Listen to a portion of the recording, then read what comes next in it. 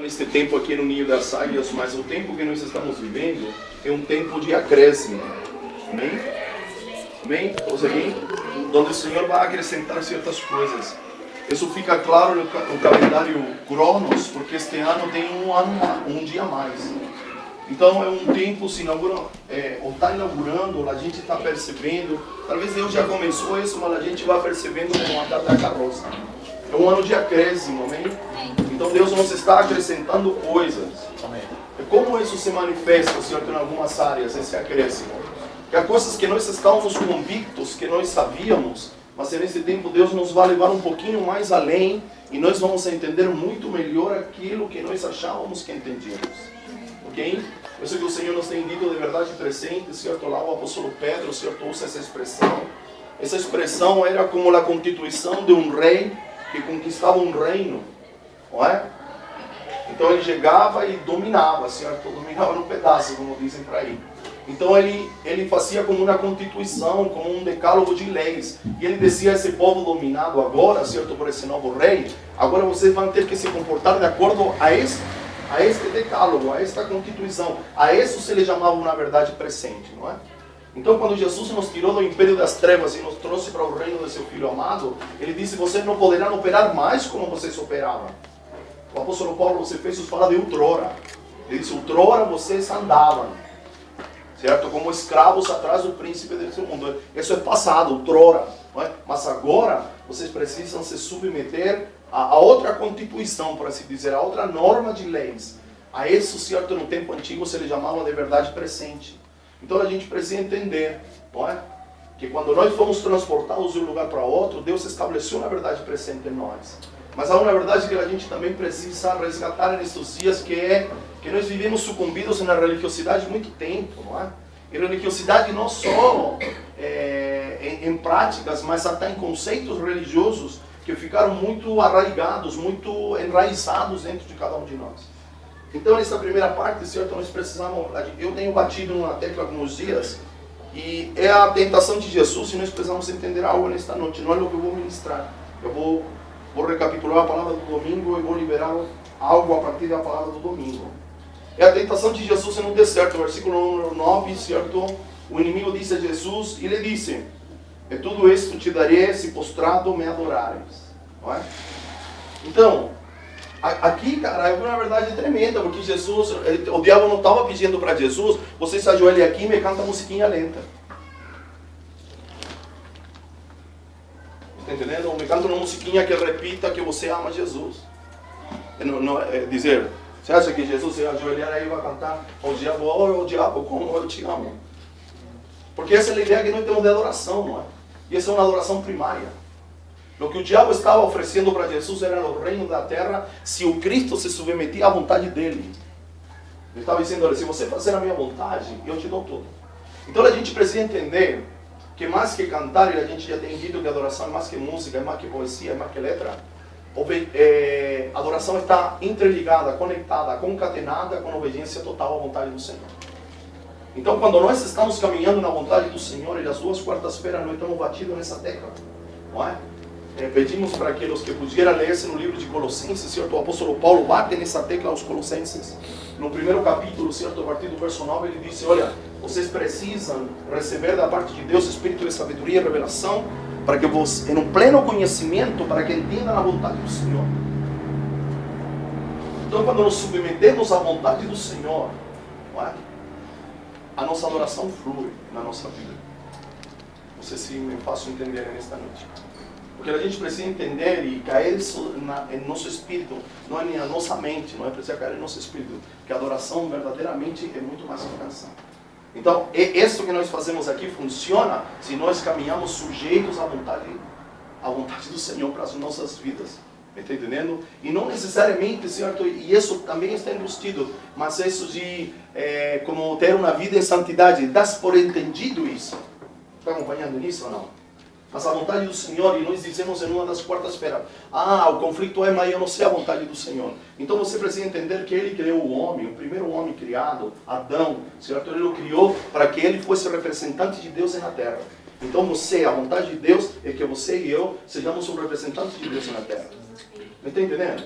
É dizer, porque às vezes a gente complica tanto a vontade de Deus. E as pessoas dizem assim, não, que é tão difícil entender qual é a vontade do Senhor. Então, se você não tem talvez essa clareza, você tem que entender que você é o representante de Deus na terra. Ah, Dario, como faço isso? Então comece pela sua casa. Seja o representante de Deus na sua casa. Com suas práticas, com suas palavras, com os valores que você cultiva, que seus filhos olhem para você e seus filhos queiram o Deus que você pratica. Me está entendendo? Porque às vezes, como eu digo, a gente precisa se sacudir, não é? Um pouco de tanto misticismo, de tanta fórmula, a vontade de Deus, e a gente fala e enche a boca, não é? Mas de repente só complicamos isso. Não sei se me estou fazendo entender. Então a adoração está interligada com a obediência total, obediência absoluta. Obediência o quê? A vontade do Senhor para as nossas vidas. Qual é a vontade do Senhor para as nossas vidas? Que nós sejamos representantes dele aqui na terra. Em casa, no trabalho, na escola, com coisas simples. E ser representante de Deus na escola não é pegar necessariamente a Bíblia e pregar para meus colegas de classe. Senão é manifestar com minha vida aquilo que eu estou crendo. Isto é reino. Reino é como algo que contagia as outras pessoas, que desperta a curiosidade. Está entendendo? O reino, por isso que usamos sinônimo da palavra reino, influência. Então, de repente, seu comportamento chama a atenção, porque quando todos vão para a esquerda, você vai para a direita. Ele diz, mira, enquanto os outros vão para lá, certo? Ele vai para o outro lado. Por que ele parafusa ao contrário? Está entendendo? Então, aí se chega um momento que você diz, não, eu tenho uma filosofia de vida, eu acredito em certas coisas que não condizem com todos aqueles que vão para a esquerda. Por isso eu vou para a direita. E aí as pessoas, não é? A gente desperta, se podemos dizer assim, talvez não seja a melhor colocação, talvez me faltem as palavras, mas a gente começa a criar ciúme nas pessoas. Porque as pessoas querem ser como a gente é. As pessoas olham nossos filhos e eles dizem, olha, eu gostaria que meus filhos fossem como os teus. Eu gostaria de, olha, moramos na mesma rua, me está entendendo? Teus filhos vão na mesma escola do que meus filhos, mas os teus filhos são diferentes. Nós trabalhamos na mesma empresa, ganhamos o mesmo salário, mas parece que o dinheiro é na sua mão, parece que rende muito mais que na minha. Por que acontece isso? Aí você tem um momento, a chance, não de vomitar um Cristo religioso para em cima daquela pessoa. Então nós precisamos entender que a vontade do Senhor para a sua vida e para a minha vida é que nós sejamos representantes do Senhor, que nós sejamos embaixadores do Senhor. Está acompanhando em qualquer lugar, em qualquer circunstância, em qualquer momento, em qualquer espaço físico. Então, porque trouxe esse texto para que você entenda, o Jesus não tinha que cantar uma musiquinha lenta como renova-me, Senhor Jesus. Não era uma musiquinha lenta. Não era uma musiquinha como nós cantamos, não estou dizendo que não precisamos cantar, de repetir e repetir, certo? Alguma coisa, Senhor, eu quero mais de Ti, eu quero mais de Ti. Não, ele diz, olha, se você se submeter à minha vontade, eu lhe dou tudo. Então a gente precisa entender essas palavrinhas. Essas palavrinhas precisam tomar sentido na nossa vida. Porque querendo ou não, por mais que nós martelemos, não é? E reforcemos a estaca, certo? Que a adoração, isso precisa cair em você. No outro dia eu escutei uma ilustração muito interessante, que às vezes a gente não entende, não é? Usa a expressão, mas não a raciocinou, que era a expressão que nós usávamos antes, caiu a ficha. Então você usava o telefone, certo? Você que usou, colocava uma ficha, e enquanto a ficha não caísse, você não tinha linha. Entendendo? Era cair a ficha, certo? Tinha um sistema pelo peso, passava por alguma coisa, certo? Na hora que caía a ficha, você se conectava. Enquanto não caísse a ficha, o telefone só fazia, ou se chamava, assim, aí, alô? Não era mais ou menos assim? Fazia um barulhinho, não é? Então a gente usava e usa essa expressão, precisa cair a ficha. Então, precisa cair a ficha mesmo. Porque enquanto não cair a ficha, certo? Enquanto nós não alcançar esse entendimento, não é? E hoje em dia, quando foi a segunda ou a terça, nós conversamos, o Adriano Victor me comentava de que nós precisamos entender o que significa entendimento à luz de nossos dias. Me está entendendo? Porque de repente nós podemos estar batendo numa tecla de entendimento, mas é um entendimento dos dias passados. Então nós precisamos nos alinhar novamente nessa palavra que já o Vitão já trouxe, não é? Mateus 13:23, certo? Marcos 4:20, Lucas 8:15, que nos serve de base para entender esse processo do entendimento. Mesmo isso nós precisamos entender hoje essa palavra entendimento.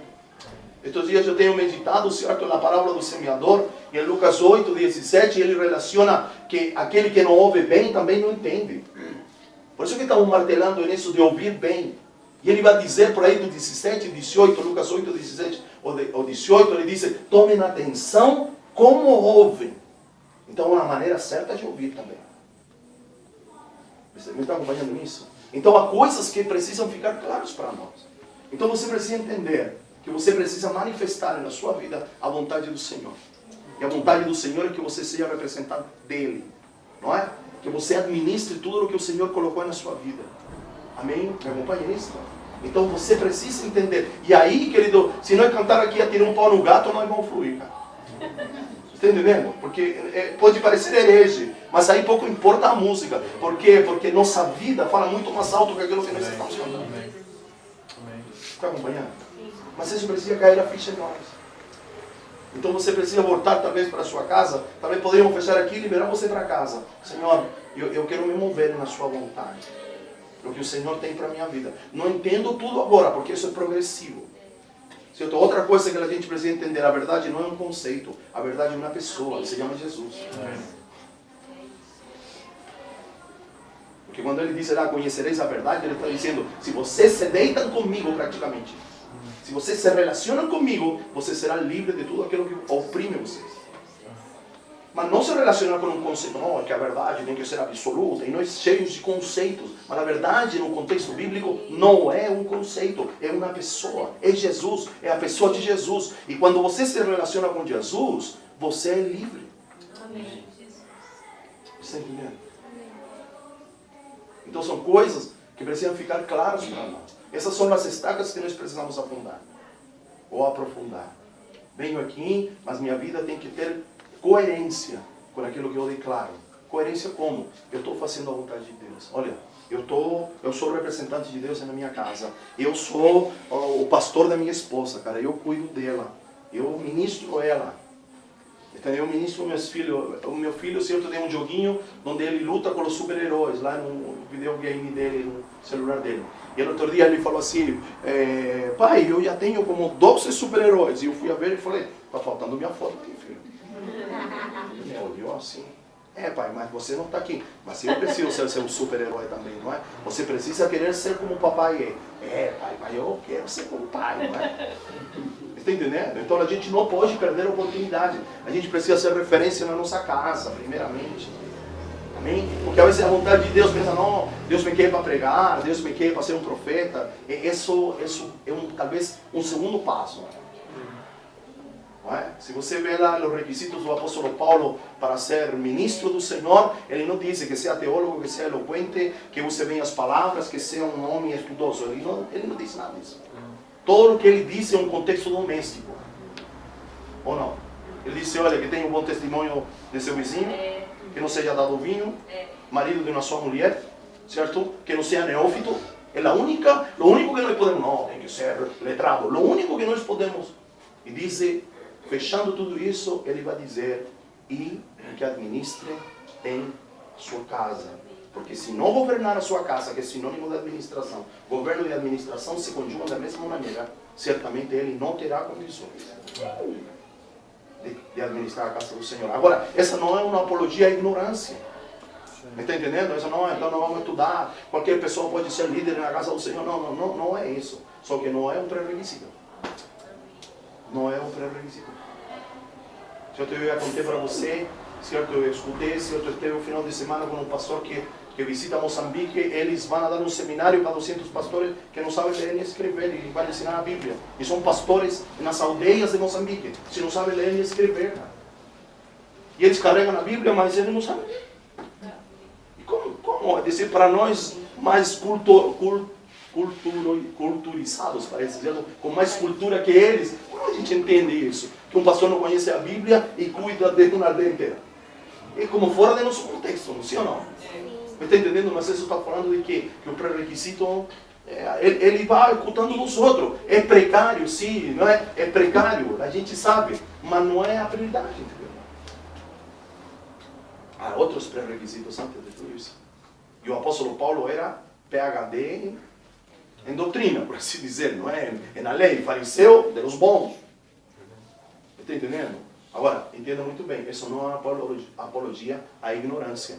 Senão nós precisamos colocar as coisas em suas caixinhas, amém, em seus devidos lugares. Amém, querido? Então que nesta noite a gente entendamos isso. Amém? Poderíamos não cantar nada. Está entendendo? Mas se caminhamos na vontade do Senhor, e vai haver uma efusão no Espírito, e vamos estar todos alegres, não íamos precisar nem cantar talvez. Mas a gente, certo, vem de um sistema, certo, foi estabelecido, que nos falaram que o louvor prepara a alma, não é? Daquele que vem, porque está muito agitado. E disseram, isso não é bíblico. Isso é uma coisa da cabeça das pessoas. Vocês ouviram isso, não é? Que precisamos nós cantar primeiro, porque o povo vem agitado, o povo vem do trabalho, o povo, nós precisamos massagear o ego dele para depois lançar a palavra. Isso não existe. E Jesus, no Sermão da Montanha, não cantou. A única evidência que Jesus cantou foi na ceia, que depois ele cantou o hino. Certo? Um hino da harpa, não, é um hino. Depois. Tá bom, queridos? Então nós precisamos entender isso. E nesta noite eu vou retomar Atos 20, ok? Perfeito. Eu vou retomar Atos 20, essa foi a palavra do domingo. Trabalhamos nos primeiros 3 versículos, certo? Para aqueles que não puderam estar. Certo? Trabalhamos os 3 primeiros versículos. Aí Bíblias aí, se alguém quer acompanhar. Aí, certo, aí do ladinho onde ele está, um montão de Bíblias. Essa é em espanhol, talvez não entenda. Mas aqui, ó, Vitão, aqui. Essas daqui, então essas aqui são Bíblias se alguém quer acompanhar. Trabalhamos os primeiros... Essa também é em espanhol, essa pequena. É bilíngue. Ler a Bíblia para... Bom, trabalhamos os primeiros 3...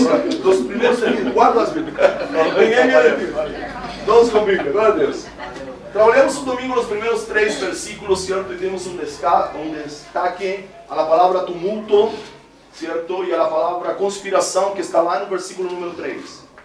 O apóstolo Paulo diz, depois do tumulto, certo? Ele teve uma atitude, depois ele saiu com direção à Macedônia, não é verdade? Enquanto passava pela Macedônia, ele encorajava os irmãos, certo? Com muitas palavras. E, certo, e no versículo número 3 diz que ele retornou novamente pela Macedônia, chegou à Grécia, depois retornou porque havia uma conspiração dos judeus. Então tomamos estas 2 palavras para expressar que nós passamos por situações que exercem sobre nós uma pressão. Okay? O alboroto que se refere ao alboroto que usa, o tumulto. Tumulto, alboroto em espanhol. Não é? O tumulto, certo, se deve ao que aconteceu em Éfeso, onde o apóstolo Paulo, certo, foi confrontado, certo, porque ele afetou o negócio dos plateiros. Vocês conhecem a história, não é? Se levantou lá um piquete, certo, os piquetes daquele tempo, os internos daquele tempo, certo, e fizeram uma coisa lá, que o apóstolo Paulo estava dando prejuízo para os negócios deles, porque ao redor de todo o templo pagão, certo, há todo um mercantilismo, não é? Vende as cruzezinhas, vende os santinhos, vende escapulário, para que chama, parece essas coisinhas, sei lá. Então, não era distante essa realidade, certo, ao redor do templo de Diana de los Efésios. E havia todo um comércio, imagens de Diana, tudo aquilo que você possa imaginar, para que você tenha uma ideia. E o apóstolo Paulo atacou de frente esse comércio religioso. Então, isso criou um tumulto. E o apóstolo Paulo praticamente teve que sair pela porta do fundo, não é? O apóstolo Paulo era corajoso, ele quis enfrentar os caras, mas as pessoas que estavam com ele, seus discípulos, seus amigos, falaram, cara, não é um momento, a gente não está duvidando da sua coragem, mas não é um momento, não faça isso. E ele teve que sair pouco menos que escapado da cidade de Éfeso. Okay? Esse é o tumulto, não é? Então, tumulto e conspiração são pressões da vida, ok? A gente deu muito ênfase, quase a metade do tempo que eu sei foi que o apóstolo Paulo, depois do conflito, depois da pressão, não é? Ele entende que ele precisa encorajar o equipe de trabalho dele. E ele repete essa palavra encorajamento 2 vezes. No versículo 1 e no versículo número 2. E no versículo número 2 me dá a dinâmica do apóstolo Paulo. Como o apóstolo Paulo faz esse encorajamento. E ele diz que ele faz através de muitas palavras. Entendendo o caráter e a identidade do Paulo, certo? O Paulo, certo? Meu chegado. A gente entende que ele não eram palavras de autoajuda, tá entendendo? Não era, tá entendendo dizer, eu respeito o Augusto Cury na sua essência, mas a grande maioria dos livros dele são autoajuda. Na sua essência, certo? O senhor Augusto Cury vale a pena, a essência dele. Mas os livros viraram muleta para todo mundo, não é? Concorda comigo? Isso não lhe tira um mérito de todo o pioneirismo do apóstolo Cury nessa área é que ele se move e ele defende. Mas não eram palavras almáticas, não era, não, cara, fica firme, vai dar tudo certo. Não eram essas coisas, não era, como chama aquele gordinho lá dos caras de pau? Operou a barriga. Isso, ele não era um cara assim que ia te alegrar e dizer, vamos lá, não. Conhecendo a identidade e o caráter, certo, do apóstolo Paulo, ele usava a própria palavra do Senhor para animar essas pessoas. Dizia, cara, lembrem-se do que eu ensinei a vocês. Lembrem-se de tudo aquilo que nós temos vivido como equipe de trabalho. Lembrem-se das palavras proféticas que Deus trouxe a cada um de vocês. Lembrem-se das coisas, não é? E o fundamento desta verdade, certo, em 1 de Timóteo, capítulo 1, verso 18. Se alguém pode abrir, por favor. 1 Timóteo, capítulo 1, verso 18.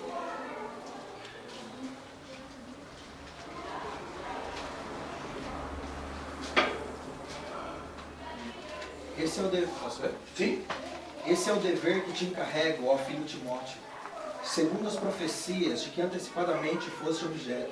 Combate, firmado nelas, o bom combate. Beleza? Entende o que você lê? O apóstolo Paulo diz, eu estou encomendando algo, meu filho, algo a modo não só de conselho, mas pouco menos que de ordenança. Que você faça uma reciclagem, uma recapitulação, uma retrospectiva das palavras proféticas que foram declaradas sobre sua vida e em base a elas, sobre elas, milite, lute o bom combate. Está entendendo? Então o encorajamento, certo, aqui, certo, lo dissemos no domingo, lo estamos repetindo, ele precisa ser com aquilo que Deus já nos ensinou. Olha o que nós aprendemos já juntos, olha o que nós vivemos juntos, olha o que Deus falou a nosso respeito, olha o que Deus falou de ti. Porque em base a essas palavras nós vamos poder enfrentar os tumultos e as conspirações da vida. Está acompanhando? Agora, é labor nossa, não é? É labor minha como pai, é labor de todos nós como membros do Ninho das Águias, nós começarmos a usufruir desta ferramenta espiritual de nos encorajar uns aos outros. Porque os dias são difíceis. Daqui a pouco eu vou resumir de novo pressão e vamos ver isso. Os dias não são fáceis.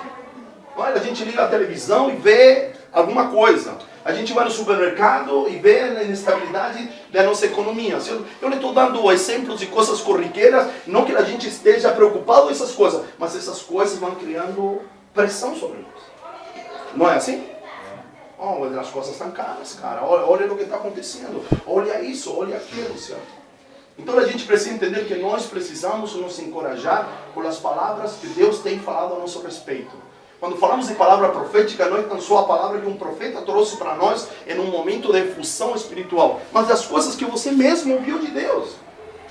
Está entendendo? Deus mesmo se comunicou com você e deixou claro para você.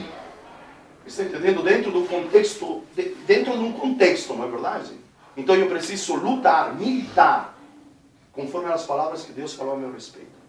As palavras proféticas por um profeta, as palavras que Deus me ensinou, as promessas que estão na palavra do Senhor, não é verdade? Ele disse que estará comigo todos os dias até o final dos tempos, certo? Ele disse que ainda que eu passar pelo vale da sombra e da morte, não preciso temer mal algum, porque o Senhor está comigo. Essas palavras precisam tomar sentido para nós. Elas precisam sair do ímã da geladeira e partir para o nosso interior. O Senhor é meu pastor e nada me faltará. Precisa vir para mim agora. E não para a geladeira, não para o adesivo, certo? Eu sei que vocês não têm, mas é uma ilustração, certo? Lá no final do carro, é o Senhor é meu pastor e nada me faltará. Tem que sair de lá e vir para dentro de mim. Não é? Na semana passada falamos que Epáfras, certo? Capítulo 4, aos Colossenses, verso 12, ele fala, eu oro por vocês, milito por vocês, batalho na oração para quê? Para que vocês alcancem maturidade, para que vossas convicções sejam plenas e para que vocês se mantenham firmes na vontade do Senhor para as vossas vidas. Esse é o trabalho do líder, desse pastor de Colosso, Epáfras. Você pode estudar, ele é um cara fantástico. Me está entendendo? Eu estou apaixonado, depois de Cristo, estou apaixonado pelo Epáfras. Porque um cara que praticamente não aparece, mas é um cara que retém, ou retinha, não é? Retém porque se faz presente hoje um depósito profético muito forte para os nossos dias. Ninguém fala de Epáfras. Mas está na hora de nós resgatar o tesouro, certo? Que estava em Epáfras e que ficou registrado nas Escrituras. Amém? Então nós precisamos ter essa prática. Nos alentar, nos animar, certo? Dizer, vamos lá, cara, Deus tem palavras sobre a nossa vida. Essa tem que ser nossa esperança do Brasil. Ah, o Brasil está isso e aquilo, mas há palavras proféticas sobre o Brasil. Então está na hora que nós reivindiquemos diante de Deus, não como nos ensinou o G12, mas com as palavras proféticas do Senhor na mão e dizer: Senhor, o Senhor precisa cumprir palavras proféticas nesta nação brasileira. Então os caras que estão fazendo a baderna, o Senhor precisa dar um jeito, porque enquanto eles estejam aí, estas palavras que eu tenho aqui na minha mão, certo, escritas como um decreto, não se cumprirão enquanto esses caras estão aí. Está acompanhando? Isto não é uma questão de partido político, esta é uma questão de Deus manifestar a sua vontade sobre uma nação escolhida pelo Senhor. Porque isso não nos pode ficar nenhuma dúvida. Que esta terra foi escolhida pelo Senhor para grandes coisas. Os filhos desta terra, como disse o hino nacional, certo? O Senhor os escolheu para grandes coisas. Eu creio nisso. Amém? E só estamos passando por um dia negro na história só. Mas daqui a pouco nós vamos ver como o Senhor nos conduzirá a dar a volta por cima. Amém? Glória a Deus. Falamos de pressão, certo? Tumulto e conspiração. Falamos de pressão. Pressão, nós aqui eu tenho alta, não é? Mas somos pressionados, a cada momento somos pressionados. Somos pressionados em casa, somos pressionados no trabalho, somos pressionados na escola, somos pressionados no trabalho, por todos lados há pressão. O problema não é a pressão. O problema é quando a pressão se transforma em opressão. Está acompanhando? Falamos no domingo, a pressão de Deus, a opressão do diabo. O diabo nos oprime. E quando avançamos da opressão da pressão para a opressão, quando o nosso interior está fragilizado e não aguenta o impacto da pressão. Certo? Há uma frase que eu fiz: o problema não é a pressão, o problema é nosso interior fragilizado. Me acompanha nisso? Então, o que devemos fazer perante essa frase, que não é necessariamente uma frase de efeito? A gente precisa passar tempo com Deus, para que Deus construa ou reedifique o nosso interior. Porque se nosso interior está em frangalhos, a primeira pressão da vida, em todas as áreas da vida, a gente vai abrir o bico no português claro. Ok? E dizemos que quando estamos próximos da fronteira entre a opressão entre a pressão e a opressão, nós experimentamos decepção, frustração e depressão. Lembram disso do que tiveram no domingo, não é?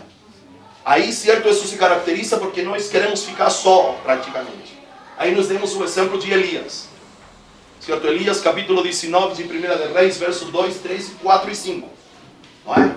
Elias, depois, certo, de ter o combate com os profetas de Baal, Jezabel lança uma palavra sobre ele e ele se enche de temor.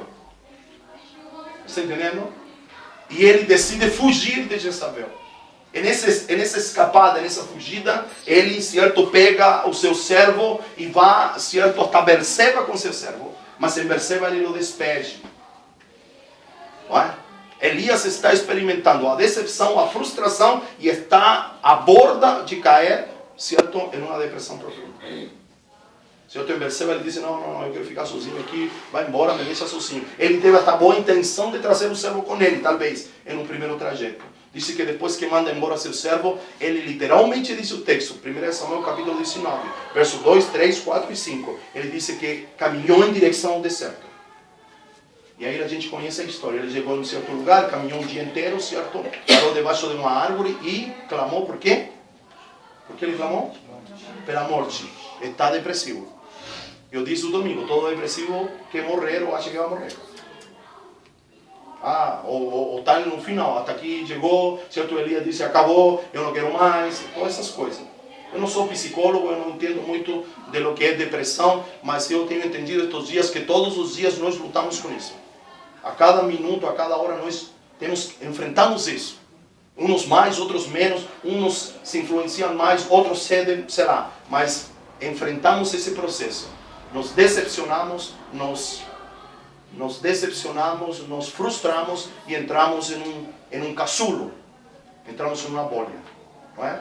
Aí eu dei um exemplo positivo disso, de Elias, como o que não se deve fazer, e eu dei o exemplo positivo de Jesus em Mateus 26.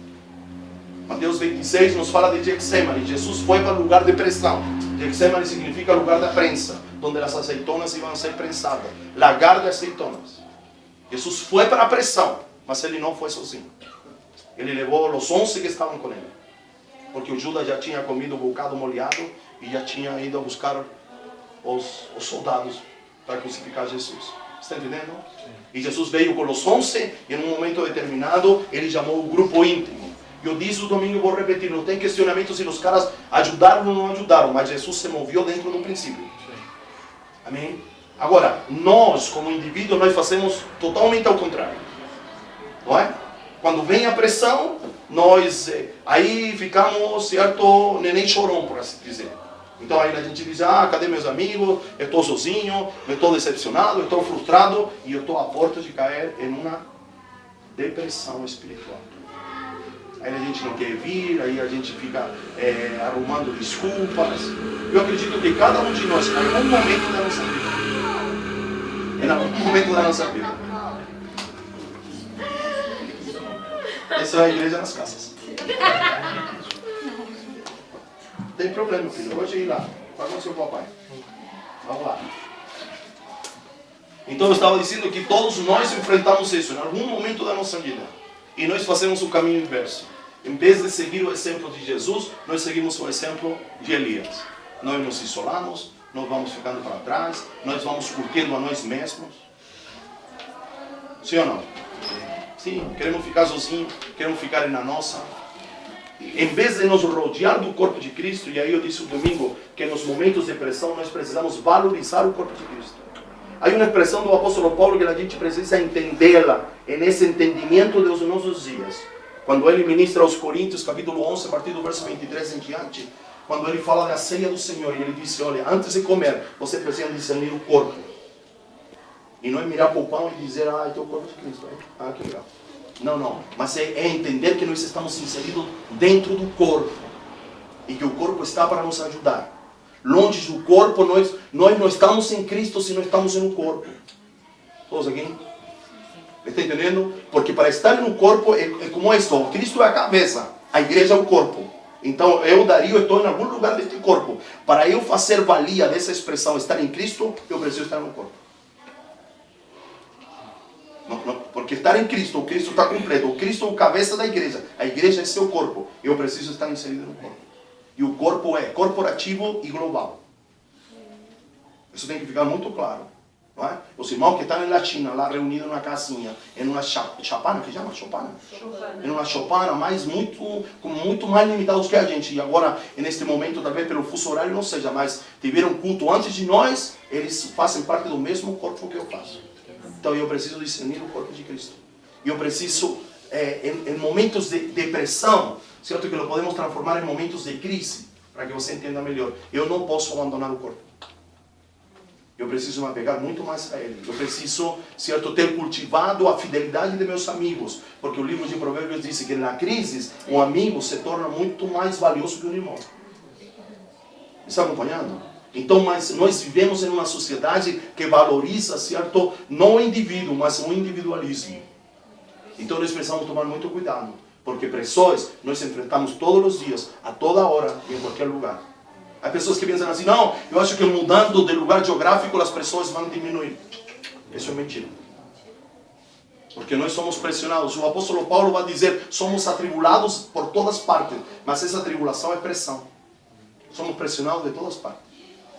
Não é? E aqui é um aspecto mais, que vai acrescentar mais pressão. Se nós, e não é para se amedrontar, mas se nós estamos decididos a cumprir a vontade de Deus nas nossas vidas, é aí que nós vamos passar pressão. Vamos ser pressionados de todas partes. Mas há uma estratégia. Não podemos abandonar o corpo. Não é? Provérbios capítulo 18, versículo 1. Certo? El que se isola, certo, busca seu próprio benefício e termina se inflamando contra a sabedoria. É Bíblia. Está entendendo? Então, você precisa entender, e eu disse o domingo, aquela musiquinha que é antiga, que talvez não tenha nada a ver com a gente, mas ela precisa voltar, não para que a cantemos, mas ela precisa voltar ao nosso interior. Eu preciso de você, você precisa de mim, nós precisamos de Cristo. Nós precisamos. Porque senão, nós vamos ter dificuldades para enfrentar pressões presentes, pressões futuras. Nós não vamos conseguir. Está entendendo? Esse é um engano que conseguimos sozinhos. Não conseguimos sozinhos. Ao contrário, nos tornamos vulneráveis quando estamos sozinhos. Ok? Então, no momento da pressão, a gente precisa recorrer ao corpo de Cristo. Amém? Eu disse o domingo, eu entendo que há uns que têm mais afinidades com um que com o outro, mas a gente precisa ter o grupo inteiro e precisa ter os amigos íntimos. Jesus tinha 500, 120, 70, certo? 12, de los 12 tinha 3, e desses 3 ele tinha 1. Já lo diz aqui, eu me surpreendo em Jesus, que nunca ele se importou em que ia pensar Pedro e Tiago quando ele chamou João para se recostar no peito. Ele nunca se perguntou o que iam pensar os 9 que ficaram quando ele chamou 3 somente. Jesus não se importou o que iam pensar os 70 quando ele chamou 12, mas nós nos importamos. A gente diz, não, mas que vão pensar isso? O que vai pensar o Glauco se eu tenho um grupo íntimo? O Glauco, não, a gente precisa cultivar vários níveis de amizade, se podemos dizer assim. Amizade não conforme o padrão do mundo, mas vários níveis, me está entendendo? Mas nós precisamos estar inseridos no corpo de Cristo, porque a pressão não é algo que vai vir, é algo que já estamos tendo. E sempre tivemos, sempre fomos pressionados. Na escola fomos pressionados para tirar boa nota. No trabalho, certo? Não é, então, quando você trabalhava lá, tem metas a cumprir, certo? Que tem que visitar cliente, não é assim? Em todas partes somos pressionados. Isso não é uma coisa da igreja, não. É na vida, certo? Se podemos parafrasear o texto, Jesus disse, no mundo tereis aflições, no mundo sereis pressionados. Há pressões de todas partes. E é uma luta entre o mundo, entre o homem exterior e o homem interior. Isso que o apóstolo Paulo vai dizer no capítulo 4 aos Coríntios, segunda carta aos Coríntios, capítulo número 4. Somos pressionados por fora, mas não podemos permitir que isso alcance nosso interior. Está acompanhando? Hoje eu compartilhei esta palavra lá nos pastores, não é? E aí, certo, uma pastora deu exemplo que tempo atrás, certo, não sei quantos anos, ela fez um curso de mergulho. E quando você mergulha, certo, a pressão aumenta. E a única maneira de regular essa pressão é que você consiga dominar seu interior para que a pressão externa comece a diminuir. Achei demais o exemplo. Então as pressões externas diminuem pelo equilíbrio, não é uma palavra bíblica, mas não tenho outra para dizer, mas pelo equilíbrio, pela ordem que está no nosso mundo interior. Se nosso mundo interior está perna para o ar, certo, certamente a pressão terá muitas dificuldades. Teremos muitas dificuldades para enfrentar a pressão. Perfeito? Sim. Esse é o resumo do domingo. Agora eu quero abordar o texto a partir, me parece que do verso 6 em diante, por favor. Isso me apaga esse relógio, eu não tenho como... O relógio da igreja, Lele, não pode me apagar o relógio da igreja.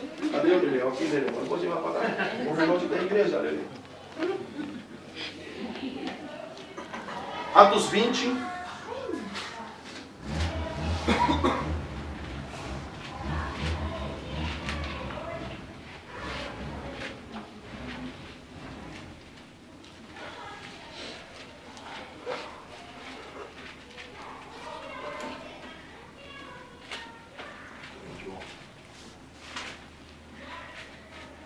A partir do verso 7.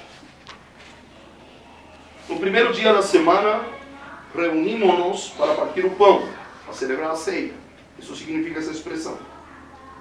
E Paulo falou ao povo, pretendendo partir no dia seguinte, continuou falando até meia-noite. Havia muitas candeias, ou seja, lâmpadas no piso superior, onde estávamos reunidos. Um jovem chamado Eutico, que estava sentado numa janela, adormeceu profundamente durante o longo discurso de Paulo.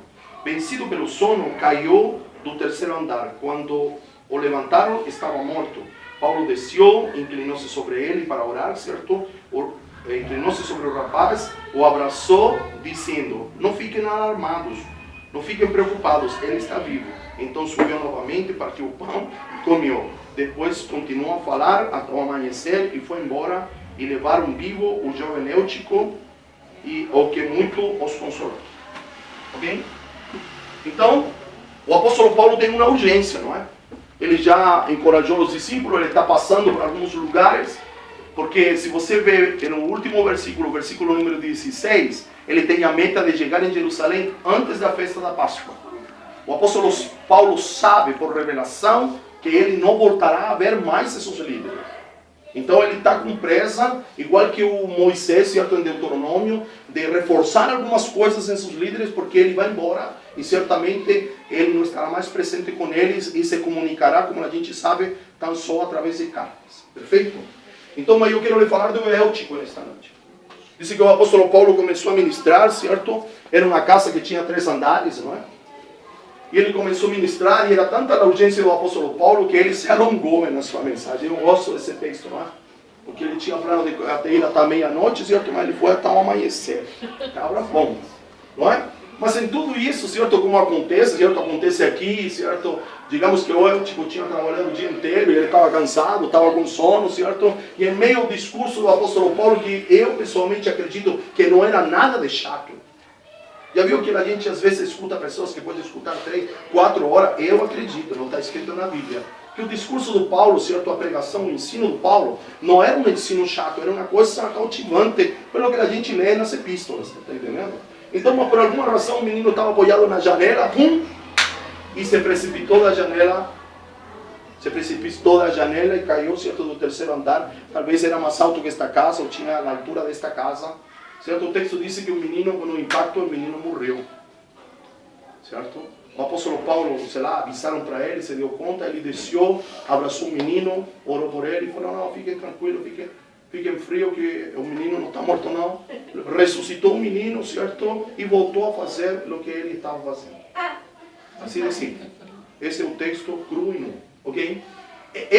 Este texto pode ter muitas aplicações. Ok? Muitas. Mas nesta noite eu vou lhe dar a seguinte aplicação. Que você olhe para o Eutico como situações que no momento da pressão querem te tirar do foco onde Deus te colocou. Está acompanhando? Então o apóstolo Paulo tem uma meta. Ele tem uma urgência. Ele sabe que vai ir embora. Ele tem uma tarefa a ser cumprida. Está entendendo? Ele está vivendo todo este momento de pressão. Tumulto em Éfeso, perseguição dos judeus. Ele sabe que precisa ir para Jerusalém. E em Jerusalém a coisa não vai ser boa. Ele sabe já. Está acompanhando nisso? E nesse miolo, certo, de pressão, de ter que encorajar a equipe, certo, e tudo mais, ele enfrenta uma situação, ele está ministrando o povo, ele vê a urgência, ele vê a necessidade, ele pretende, no dia seguinte, já deixar aquela cidade e partir em direção a outro lugar. E ele está ministrando os líderes, entendamos isso, eram os líderes daquela região que ele estava ministrando. E o Eutico se caiu, certo? Mas Paulo conseguiu, em meio a tudo isso, se manter com seus olhos fixos na tarefa que ele tinha para executar. Está acompanhando? Sim? Então eu quero que você possa analisar nesta noite que há áreas da nossa vida que no momento da pressão, elas disparam. Já passou por isso? Que no momento da pressão parece que acontece alguma coisa, mas mesmo na pressão nós estamos focados, nós estamos direcionados, nós temos que fazer algo, e não estou falando de simples fato de fazer, mas parece que essa situação que surge como uma emergência vem para nos tirar, certo, do foco daquilo que nós estamos fazendo. Me acompanha? Sim. Se nós não administrar essas situações, que hoje, certo, estou dando-lhe essa aplicação, vamos lhe chamar de situações eúticos, não é? Que no momento da pressão nos vão tirar de nosso objetivo, nos vão tirar de nosso trilho, certo? Nós precisamos abrir os nossos olhos e abrir um entendimento para não cair nessa armadilha e nessa cilada. Porque o apóstolo Paulo não se desfez do eútico, ele desceu, certo, literalmente. Traduzimos o que aconteceu. Desceu, orou, ressuscitou e voltou. Esse é o esquema. Caiu um menino. Beleza? Caiu um menino. O que aconteceu? Morreu. Ele não disse, não, virem sair, chame os diáconos. Alguém que ore por ele. Chame a funerária. Não falou nada disso. Ele desceu, se compadeceu do menino, o tomou no colo, certo, carinhosamente, certo, orou por ele, certo, supostamente, o trouxe a vida de volta, lo encarregou para o povo e ele continua a fazer o que ele estava fazendo. Então, nesta noite, eu quero que nós possamos fazer uma reflexão, que em meio às pressões da vida, certo? Você primeiro precisa entender que em meio às pressões da vida, que todos nós temos, ninguém pode dizer aqui, não, cara, minha vida está light. E eu vou lhe dizer como surge esta pregação na minha vida. Eu fui no oftalmo e a pressão de meus olhos aumentou. Está entendendo? Ele me disse, Dario, não sei se é pela sua idade, mas a pressão ocular, certo? Nós precisamos cuidar, precisamos fazer uns exames em você, porque a pressão desse olho aumentou. E eu fiquei lhe dando volta a isso, a pressão aumentou. Está entendendo? Daí surge esta ministração, porque a pressão aumentou. Mas aí Deus me fez entender que nós somos pressionados a toda hora e em todo momento. E em meio à pressão, que não podemos deixar que ela se transforme em opressão, nós também temos que enfrentar situações que nos vão desviar do foco. Lembra quando Jeú foi a executar a sentença contra Jezabel? Isso está em 1 Reis, 2 Reis, parece. Lembra disso? Alguém lembra do texto? Que Jezabel saiu. Jezabel, o texto é preciso em dizer que Jezabel se maquilhou. E como uma prostituta, saiu a receber Jeú à janela. Porque o objetivo dela era distrair Jeú para que ele não executasse sentença sobre ela. Aí ele não se deteve, ele mandou certos que estavam, os ajudantes com ele, e disse, olha, faça o que você tem que fazer. Ele não encarou, por assim dizer. Ele não se deixou seduzir, nem perturbar por uma situação que o desviaria do foco. Por isso que Romanos 12 vai dizer, com nossos olhos postos ou fixos no autor e consumador da nossa fé. Está entendendo? Então há situações como Eutico, que nos vão tirar da nossa pegada. Temos a pressão, não podemos deixar que ela se transforme em opressão. E temos outras situações que surgem na nossa vida como Eutico. Nós temos que descer, nós temos, por assim dizer, que solucioná-las e voltar, retomar a fazer aquilo que nós estamos fazendo. O que eu quero lhe dizer com isso? Que nós não podemos dar maior atenção àquilo que essas situações precisam. Isso foi o que fez o apóstolo Paulo. Ele deu atenção, mas ele não superdimensionou essa situação. Se fosse eu, talvez eu ia ficando, não, cara, eu acho que já está na hora. Pô, o cara se caiu, é porque o discurso está muito comprido, não é? Então vamos parar por aqui mesmo, cada um para sua casa. Não, o apóstolo Paulo desceu, solucionou esse problema, essa situação e retomou aquilo que ele estava fazendo. Está acompanhando ou não? Eu achei interessante nessa parte que ele administrou a urgência sem perder a prioridade. Exatamente. Então há emergências na nossa vida. Há coisas que surgem inesperadas, que você não as está esperando. Mas a gente não pode se desviar e se entregar de corpo e alma a essa situação e esquecer o outro. Está entendendo? Esquecer a vontade de Deus para a minha vida. Esquecer o que Deus já falou. Esquecer o que Deus me confiou para estes dias. Está entendendo? Então, nesta noite, a gente precisa fazer essa reflexão na nossa vida. Que situações são Eutico? Que situações vêm para me desviar do foco? Que situações estão aí para me paralisar? Porque como dizemos no resumo do domingo, a pressão é permitida por Deus porque Ele quer me levar a uma nova dimensão de glória. Romanos capítulo 5, do 3 ao 5 dizem que a tribulação produz alguma coisa. Por isso que Tiago vai dizer que eu preciso me alegrar na tribulação. Porque a tribulação produz algo na gente. Está entendendo? Mas eu tenho que saber como enfrentar a tribulação, sinônimo de pressão. Haverão situações que virão para me tirar do foco. Me tirar da proposta de Deus para a minha vida. Me tirar daquilo que Deus tem para a minha vida. E insisto, não é? Não viajemos nisso daquilo que Deus tem para a minha vida. Mas concentremos esse conceito, se posso dizer assim, em cumprir a vontade do Senhor para as nossas vidas. Isso precisa ficar claro nestes dias. Porque senão seremos conduzidos ao outro extremo. Não é? E o outro extremo é perigoso. Não é? Em Elias eu vejo que aquilo que Elias propôs para Deus, Deus topou. Não sei se você se lembra de Elias. Elias disse, não, acabou para mim. Deus disse, beleza, acabou para você. Você disse que acabou? Então eu vou com você. Acabou.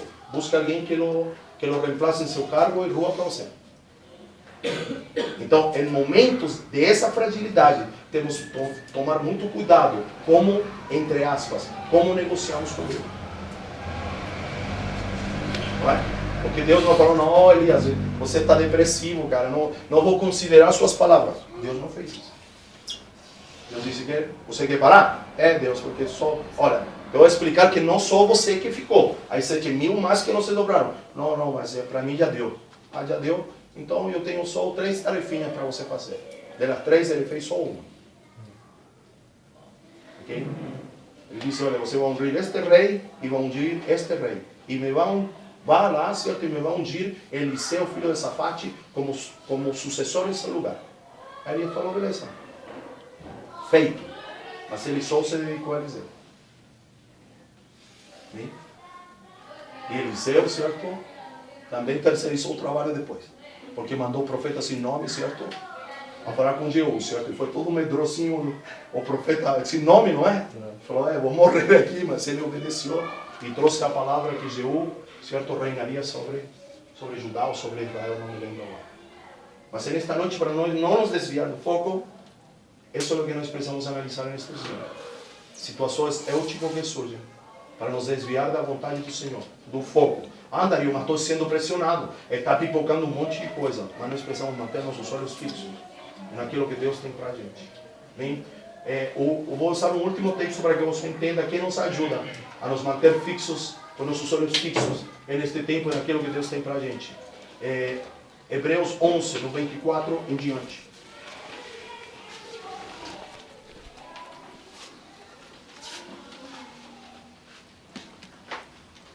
Vocês me olham com essa cara porque estão entendendo, porque estão sendo confrontados e desafiados? Sim. Sim? Okay. 11, do 24 em diante. Vai falar como Moisés conseguiu superar muitas coisas em um momento da pressão. Ok? Alguém pode ler para mim, por favor? Pela fé, Moisés, já adulto, recusou ser chamado filho da filha de Faraó, preferindo ser maltratado com o povo de Deus e desfrutar os prazeres do pecado durante algum tempo. Por amor de Cristo, considerou sua desonra uma riqueza maior do que os tesouros do Egito, porque contemplava a sua recompensa. Olha que interessante isto. Entendam bem, não é uma barganha, mas nós precisamos estar com nossos olhos naquilo que Deus chama de recompensa, está entendendo? Não é barganhar, não, se eu me porto bem eu vou ter isso. Mas Moisés teve forças para se manter convicto no momento da pressão, e que não é pouca pressão. Porque você vê aí, renunciar, já adulto, já um homem formado, ele tinha experimentado, vivido no palácio. Olha o que diz aí, lê de novo. Ele aceitou como a desonra. Está no último. Isso. Por amor de Cristo, considerou sua desonra uma riqueza maior do que os tesouros do Egito. Olha, parafraseando o texto, obrigado Vinícius, só essa parte. Ele considerou a desonra uma honra. Isso é o que ele está dizendo, quando ele considerou mais que muitas, como disse literalmente, filho? Considerou sua desonra uma riqueza maior. Uma riqueza maior, é dizer, qual é essa riqueza maior? Ele tomou a desonra em razão de Cristo. Não diz, olha como o autor aos Hebreus lo contextualiza, porque ele poderia ter dito, ele considerou a Deus, mas ele diz que considerou a Cristo. Certo? A desonra tinha muito mais valor para ele, como valor de honra, em razão de Cristo. E que ele o manteve firme nas suas convicções é que ele enxergava uma recompensa. Você tem que entender que recompensa não são coisas. Novamente, recompensa é uma pessoa. Herança é uma pessoa. Me está entendendo? E isso o fez manter-se firme. Como eu aplico esta palavra em mim? Salmo 23. Se eu passar pelo vale, do outro lado tem mesa preparada para mim. Me está entendendo? Certo?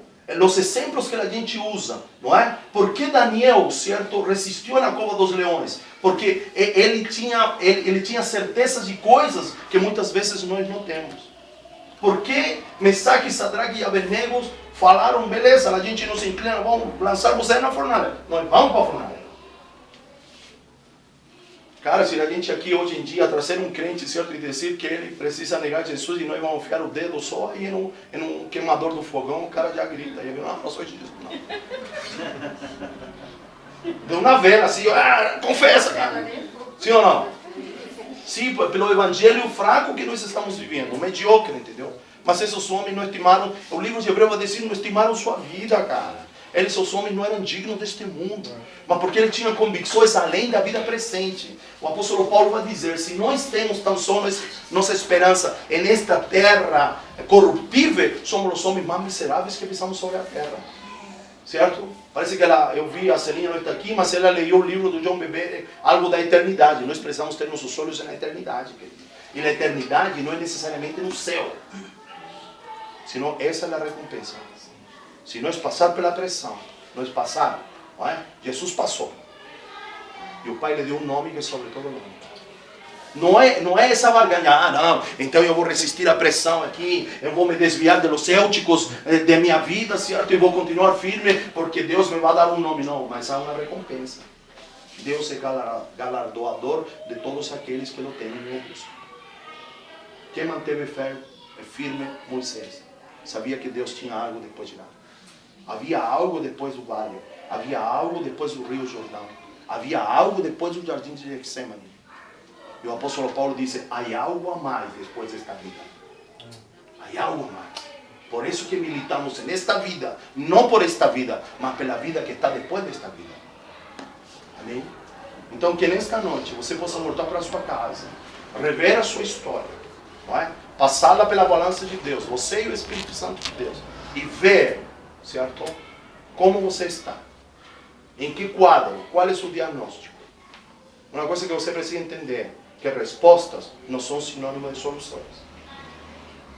Isso é muito importante. Você diz, não, olha, eu estou enquadrado aqui, mas não tomar atitudes para solucionar isso, a resposta não vale de nada. Se você ir fazer um exame, se o médico diz, o que você tem? Tenho isso, vou fazer um exame de sangue. E o exame de sangue, lançar o que você tem, essa é a resposta tão só. Você tem anemia, é a resposta. Solução é, olha, nós vamos precisar de uma dieta, você vai precisar tomar ferro, é assim, certo? Isso, você vai ter uma dieta, umas cápsulas de ferro, para que nós, e de tempo em tempo, nós vamos precisar fazer exame para ver como está a sua anemia, que é falta de algo, não é? Sim, eu não sou médico, eu sou profeta, tenho muita coisa. Me está entendendo? Então a gente tem muitas respostas. Nós vimos uma igreja com resposta. A gente tem resposta para tudo, sim ou não? Se o marido é frouxo, é Acabe. Se a mulher é mandona, é Jezabel. Nós temos resposta para tudo. Ou não? Sim. Porém, nós temos pouquíssimas soluções. Então, a gente, todos nós, certo? Precisamos passar por esse pesar. Precisamos passar pela balança de Deus. E ver que está de excesso, que não pode em Deus, está entendendo? Não é que não pode, mas que está demais e que você está tirando do curso daquilo que Deus traçou para as nossas vidas. Não sei a vontade de Deus, então Deus te chamou para ser o representante dele na tua casa. Eu sou o marido, então você é responsável da sua casa. Você precisa ser o pastor da sua esposa e de seus filhos. Se você não está sendo, você não está cumprindo com a vontade do Senhor. Deus te colocou como administrador dos bens que o Senhor te confiou. Amém? Bens espirituais, bens no seu interior como alma e bens em seu corpo físico. Amém? O corpo também precisa ser administrado. Amém, queridos? Glória a Deus. Vamos ficar de pé, vamos orar um pouquinho, ou mesmo aí sentados. Que você possa fazer uma reflexão com o Espírito Santo de Deus. Amém, queridos? Porque eu disse o domingo, hoje pela manhã eu compartilhei com os pastores lá na mesa da unidade. E eu tenho plena convicção, é dizer, antes de liberar a palavra, eu tenho plena convicção que esta palavra é um rema para nós nesse pessoas. Deus nos está cantando a bola. Já viu aquele jogador de sinuca que ele disse, olha, a vermelhinha, aí no, como chama? Na caçapa, pum, e ele dá o pau e pum. Você entendeu? E Deus está cantando a bola para nós. Amém? No mundo tereis aflições, mas tenham bom ânimo. Animem-se uns aos outros. Porque se o Senhor venceu, nós temos capacidade de vencer. Amém? Mas precisamos estar juntos o corpo, valorizar o corpo. Amém? Valorizar os irmãos, os mais chegados, os menos chegados também. Amém? Precisamos de todos. Em algum momento, eu disse o domingo, eu vou repetir. Em algum momento você vai precisar de mim e eu vou precisar de você. Talvez eu diga, não, é que eu não me identifico muito com o Pedro, com o Wagner, mas em algum momento eu vou precisar do Wagner e o Wagner vai precisar de mim. Não é? Eu disse o domingo, não é? Elias nunca esperava que uma viúva fosse um instrumento de Deus para sustentá-lo num momento de crise e de depressão. Era vergonhoso para um homem ser... Até hoje é vergonhoso. Às vezes a gente lê a ligeira esse texto, diz, não, aí imagina o conflito interno do Elias. Cara, o Senhor me secou o riacho, cara. E o Senhor me fez vir aqui para comer o último punhado de farinha desta mulher, de uma viúva. O Senhor está, como fala um neto pela tarde, está de brincadeira. Está entendendo? Porque ajuda, muitas vezes, ela vem de onde a gente menos espera. Então, é que eu não tenho, eu estou dando só o nome, não tenho muita afinidade com um selinho. Mas em algum momento eu vou precisar do selo. Que a avó Jerusa, certo? Eu não sei. Mas em algum momento você vai precisar dela. E ela vai precisar de você. Então, neste tempo, a gente não pode descartar ninguém. A gente tem que se relacionar, certo? Seguindo o exemplo de Jesus. 500, 120, 70, 12, 3, 1. Amém. Porque quando ele mandou os 70, não é? De 2 em 2. 35 equipes apostólicas e proféticas. Amém, queridos? Glória a Deus. Senhor, oramos nesta noite, Pai. Senhor, a Tua palavra nos ensina que não podemos viver de escritura, mas temos que viver de revelação, Senhor. A gente vem de uma igreja escriturária, Senhor, para assim dizer. Onde as pessoas sabiam os versículos bíblicos, onde as pessoas tinham os versículos bíblicos na ponta da língua, Senhor. Senhor, e tinham resposta para tudo, Senhor. Se a criança não se sometia no culto, eles já diziam qual era o espírito e tudo mais. Todas as respostas, Senhor. Mas nós vimos pouquíssimas soluções, muitas vezes. Senhor, mas nós não queremos ter os versículos decorados. Nós não queremos competir, Senhor, ou saber quem leu mais vezes a Bíblia, Senhor.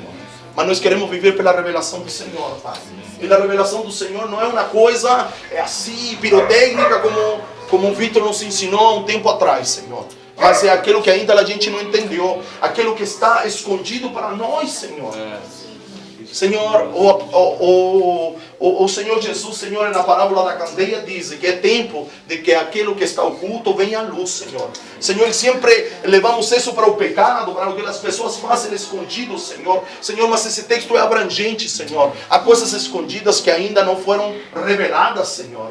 Há coisas que nós ignoramos, Senhor, na vida espiritual, Senhor, na verdade do Senhor, nós as ignoramos, Senhor. Então, clamamos por um tempo de revelação. Tomamos esta palavra, Senhor, e la lançamos em los ares, Senhor. Declaramos que a luz do Senhor está entre nós, Senhor. Senhor, e a luz do Senhor está sendo colocada em um lugar alto, Senhor, em um lugar elevado. E ela trará à luz tudo aquilo que está escondido, Senhor. Senhor, há coisas que nós precisamos entender neste tempo. Senhor, mas não um entendimento intelectual, não um entendimento acadêmico, Senhor, mas o entendimento do Senhor para estes dias. Um entendimento, Senhor, que é muito mais que compreender coisas. É muito mais, Senhor, que equacionar coisas e chegar a um resultado em comum. Senhor, isto demanda prática de vida, Senhor. Isto demanda prática, isto demanda, Senhor, como eu dizia no começo, Senhor. Tiago diz, olha, me mostra a tua fé que eu te mostro minhas obras. Ou mostra a obra para eu ver tua fé. Senhor, a minha fé precisa se manifestar de alguma maneira, precisa se manifestar em atitudes, em comportamentos, em palavras coerentes à verdade de nossos dias, porque não posso tão só dizer eu tenho fé, ou tão só dizer eu tenho obras, porque a fé se manifesta, Senhor, em obras, e a obra manifesta a fé dos homens, Senhor. Então nos ajuda, Senhor, nos ajuda a entender, nos ajuda a compreender, nos ajuda, Senhor, a buscar a nossa porção dentro desta revelação. Senhor, não queremos padronizar as coisas, mas que cada um de nós, com equilíbrio e com maturidade, com responsabilidade, Senhor, nós tomemos a parte que nos corresponde, Senhor. Nós tomemos a porção para este dia, para esta semana, Senhor, e que Teu Espírito possa nos trazer à tona, Senhor, outras coisas, linkar com situações de nosso interior, Senhor, e que nós possamos chegar ao quebrantamento da nossa alma, Senhor, que é má, Senhor, que é enganosa, que é traiçoeira, Senhor, mas que ela possa ser quebrantada perante a revelação do Senhor, Pai, para que nós venhamos a caminhar, Senhor, no conhecimento pleno da Tua vontade, Senhor. Senhor, mais do que nunca nós precisamos do Senhor, Pai.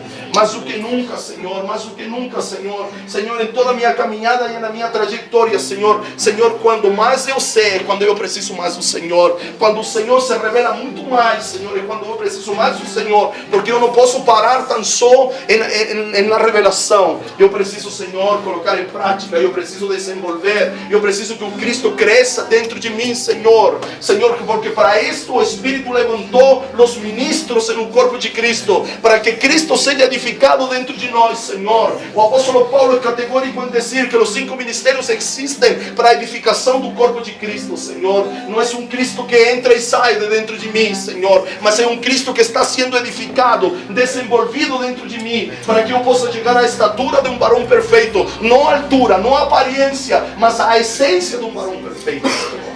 Nos ajuda, Senhor, nestes dias. Nos ajuda como casa, a casa individual, Senhor, a casa do Dario, a casa, Senhor, do Leandro, a casa do Wagner, a casa do Vitor, a casa do Glauco, as casas aqui representadas.